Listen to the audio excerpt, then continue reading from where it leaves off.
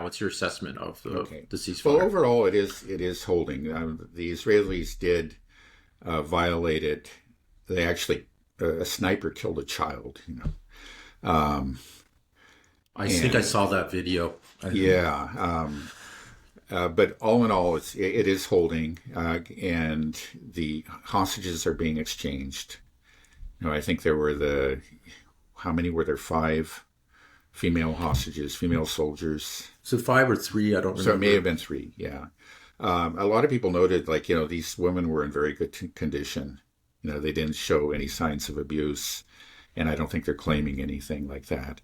And in contrast, the Palestinian, they call them prisoners or terrorists or whatever. I think it's really fair to call them hostages. They're people that had just been detained, arbitrarily held without charges. And the fact that the Israelis have been doing this for many many years, decades again, and they've accumulated a lot of these prisoners or hostages, and that was clearly one of the major motivations of the October 7th attack, and it was their declared justification for seizing the hostages, the Israeli hostages. You've got our hostages, and we'll give you, we'll release these hostages to you, but you have to release the ones that you seized to us, and we see that happening. It's still at an early stage. We're talking about relatively small numbers, that's 3 versus 50 or something, but it's going to increase. There's going to be further releases. I think on the West Bank, where a lot of these prisoners were returned, there were efforts to celebrate that were violently suppressed by the Israelis. They wouldn't let the Palestinians celebrate the return of their comrades. They fired into the crowds. I think it was rubber bullets and so forth. But they, it seemed like just a gratuitous, cruelty. There was just no need to do that, but they did that.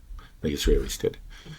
So you said that the Palestinian prisoners were mistreated, malnourished when they came out, whereas what Right. evidence of mistreatment Well, I mean, was just there? you look at them, you can see they're gaunt, or they have bruises or whatever. Yeah, this is what I've been told. I haven't actually looked at it carefully, but that's what a lot of people have claimed. And I think it's true. I mean, it's not just that the claims being made at this point, but it's kind of well known that in these detention facilities, all kinds of abuse take place. We know about horrible, rape, the sodomizing of that Palestinian prisoner. That was openly defended, again, on Israeli TV. Right.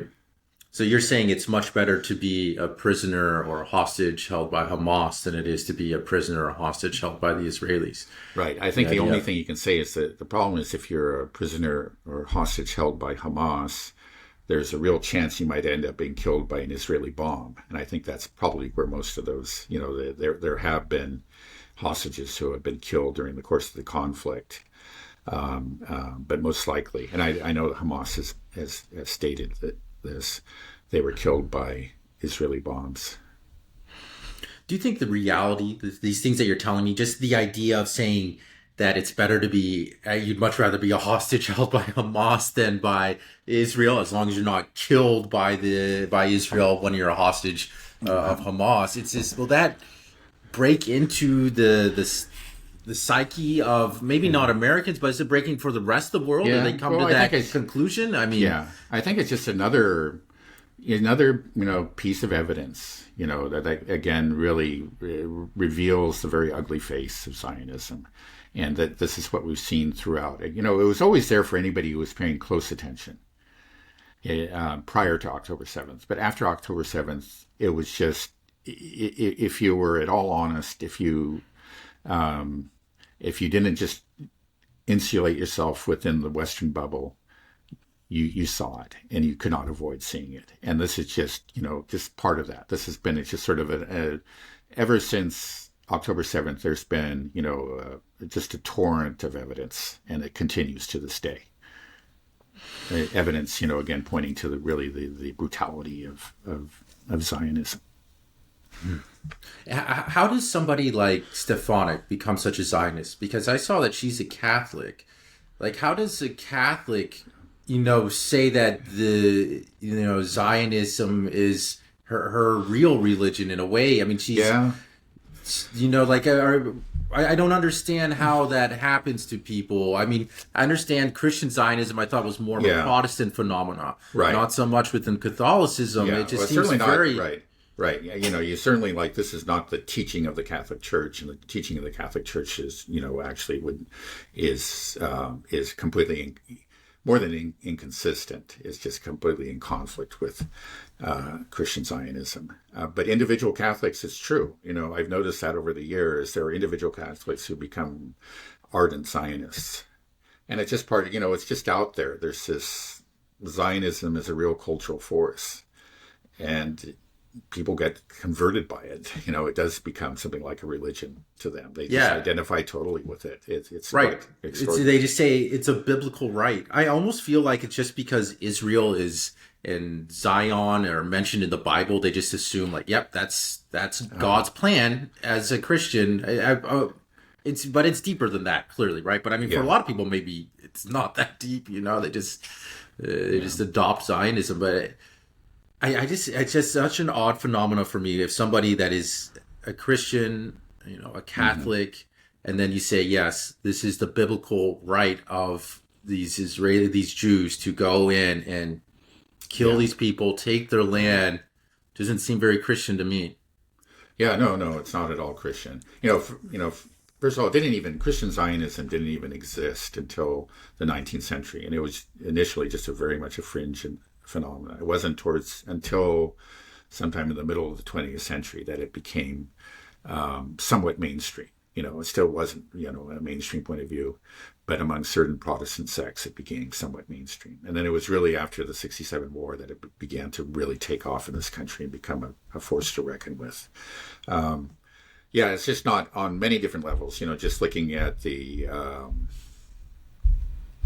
you know, theological, scriptural interpretations or whatever. It's just, I think it simply cannot be supported by any Christian reading of the Bible. But they have managed to wring it out of the Bible. But more importantly, perhaps it's just that you're talking about the killing. We just mentioned the sniper killing the child.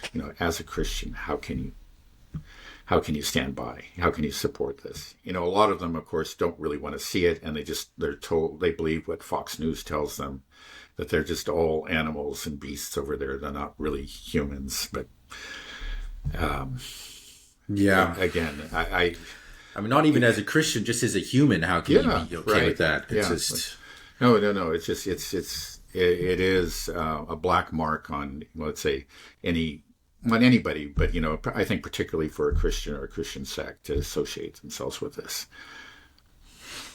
do you think that this will destroy some Christian sects in the long term? I mean,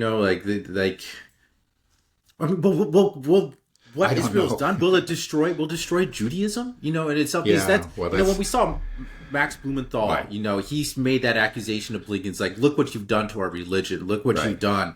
right. You have associated Judaism with genocide, with the new of executing your own Holocaust, the Right. Holocaust of our generation.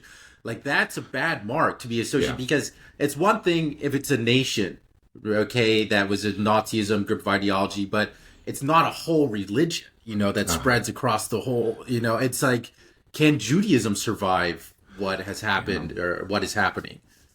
Yeah. Well, it's a good question. I don't know the answer to it, but it certainly, I think, Max Blumenthal is right. He said that Blinken, by his conduct, had associated Judaism with fascism, and he was outraged at that because you know, Max Blumenthal himself is a Jew.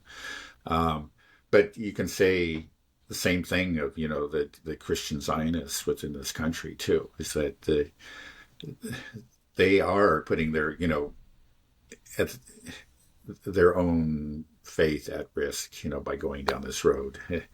Let's just put it that way. And I don't